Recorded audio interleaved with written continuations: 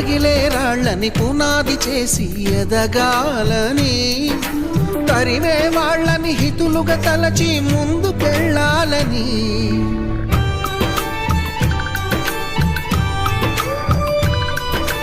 కన్నుల నీటిని కలల సాగుకై వాడుకోవాలని, కాల్చే నిప్పుని ప్రమిదగా మలచి కాంతి పంచాలని, గుండెతో ధైర్యం చెప్పెను, చూపుతో మార్గం చెప్పెను, అడుగుతో గమ్యం చెప్పెను. నేనున్నానని